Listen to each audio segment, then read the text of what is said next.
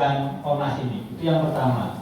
Yang kedua, kemudian betul apa tadi yang disampaikan Pak Anam, bahwa sampai saat ini Komnas belum mengambil kesimpulan. Bahkan kesimpulan awal saja kita belum menyampaikan ke publik. Begitu. Artinya, apapun kemudian analisa atau berita yang beredar dari masyarakat tidak dalam tanggung jawab Komnas HAM terkait dengan kesimpulan peristiwa ini. Ini yang kedua. Yang ketiga, saya kira ini mengulang lagi soal komitmen Komnas. Kami akan bekerja transparan, objektif, dan partisipatif. Artinya partisipatif ini kami membuka kesempatan kepada seluruh anggota masyarakat yang memang memiliki data kesaksian, gitu. Karena ini tentu saja penyelidikannya belum selesai, gitu, untuk bisa memberikan kepada Komnas. Barangkali ada yang terlewat dari Komnas, saksi-saksinya atau kemudian barang bukti yang lain.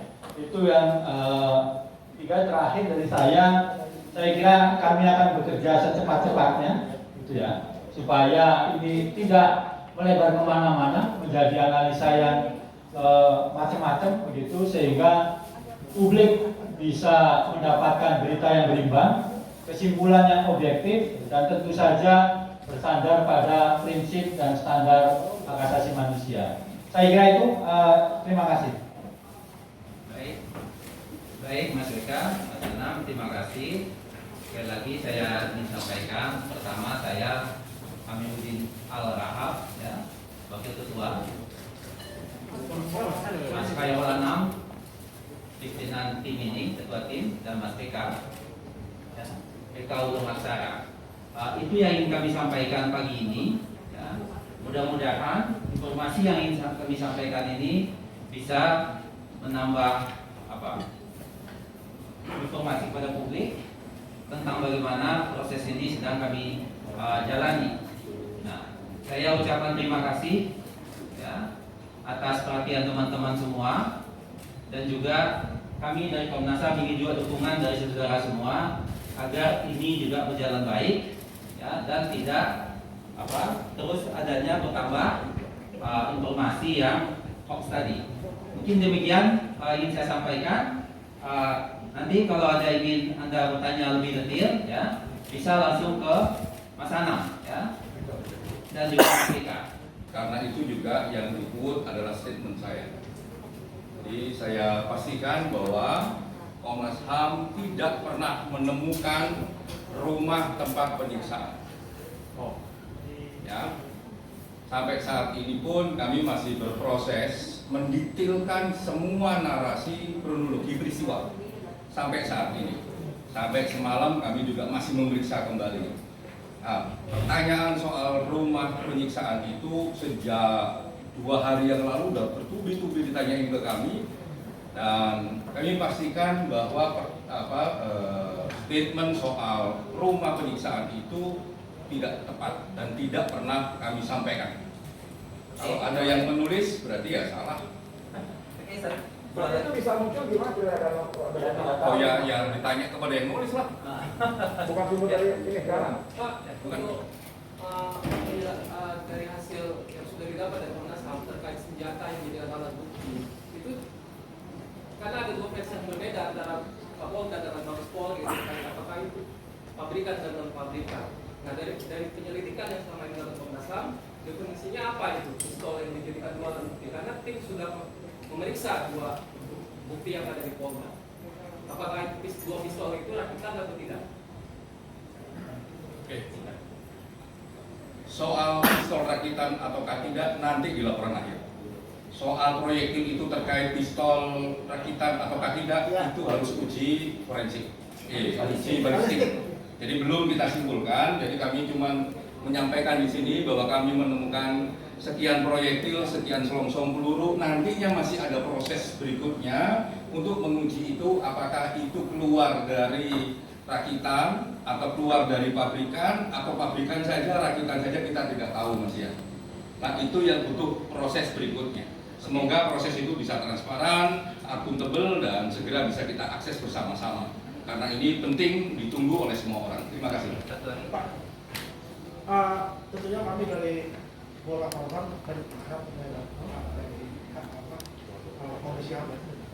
Pertanyaan saya, dari barang bukti yang ada, itu kan bisa terdeteksi apakah polisi ini menggunakan senjata laras panjang atau memang menggunakan pistol. Dengan dua senjata itu kan kita bisa mengetahui apakah nih dari memang satuan serse atau memang pasukan khusus dari kepolisian. Pertama itu. Yang kedua, apakah sebenarnya selama ini Komnas HAM juga melihat jenazah-jenazah yang ada? Dari situ kan juga kita bisa tahu senjata jenis apa yang digunakan yang ada di tubuh korban. Dua itu aja. Nunggu laporan Pak ya. Jadi kalau masuk ke substansi nunggu laporannya, karena ini semua informasi diberikan kepada Komnas HAM oleh saksi, oleh keluarga, diberikan kepada Komnas HAM. Polisi juga dengan metode pemeriksaan akhirnya kita juga dapat berbagai informasinya juga. Tapi itu semuanya harus diuji dengan ahli salah satunya.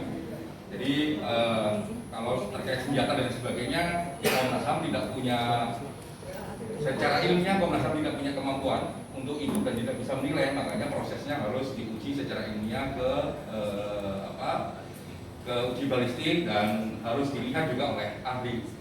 Walaupun Komnas HAM punya secara panjang pengetahuan soal itu, tapi itu sekedar pengalaman.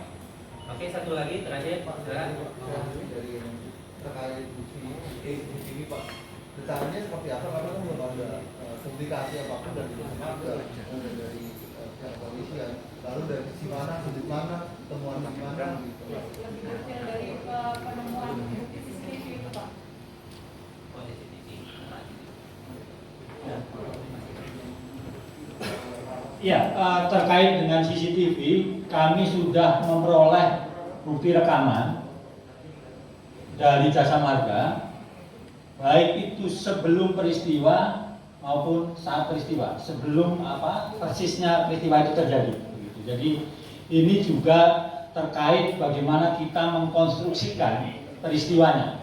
Jadi tidak hanya yang ada di kilometer 50 saja, tetapi juga sebelum-sebelumnya kami juga memperoleh buktinya. Hanya bukti itu tentu saja masih perlu dianalisa, karena ini kan masih kasar lah, masih kasar begitu, masih sangat umum. Mana yang terkait, mana yang tidak terkait itu kemudian sedang kami dalami. Begitu, Pak. Jadi nggak benar ada mati sedang dalam perawatan ya? Itu nanti kesimpulannya benar atau tidaknya itu kami tidak pernah merilis soal kesimpulan. Jadi kalau ada pertanyaan apakah ada lokasi penyiksaan, kemudian benar tidaknya informasi penyiksaan atau yang lain sebagainya, silahkan tanyakan kepada yang menyebarkan, yang menulis. Kami selama ini selalu membuat pernyataan tertulis. Kalau memang kemudian ada update-nya, nanti juga kawan-kawan bisa melihat. Selain itu tidak ada. Saya kira itu cukup. Pak, Terima kasih. Pak, terakhir Pak. Terakhir terus dari tadi. Tadi kan dikatakan Pak Amir kan sudah melakukan pemeriksaan dari kepolisian. Untuk eksekutor apakah sudah diperiksa dan berapa orang?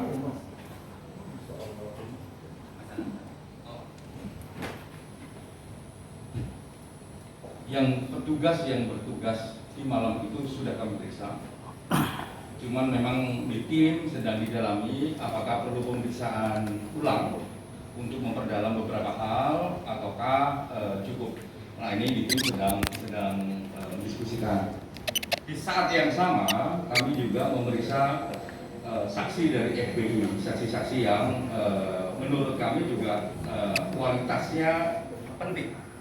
Jadi memang cukup panjang kami periksanya, lebih dari 6 jam. Ya, lebih dari 6 jam kami periksa, polisi juga kurang lebih jam segitu juga di saat yang sama di tempat yang berbeda. Jadi memang kami mencoba untuk semua informasi kita gali, dan di saat inilah kita sedang mengkonsolidasi temuan-temuan itu, keterangan-keterangan itu dengan temuan-temuan Komnas HAM sendiri. Jadi tidak ikut juga keterangan FPI, tidak ikut juga keterangannya polisi. Kita rangkum mana yang logis, mana yang tidak, dan sebagainya. Kita persesuaian dan tidak persesuaian kalau dalam konteks pembuktiannya begitu. Terima kasih.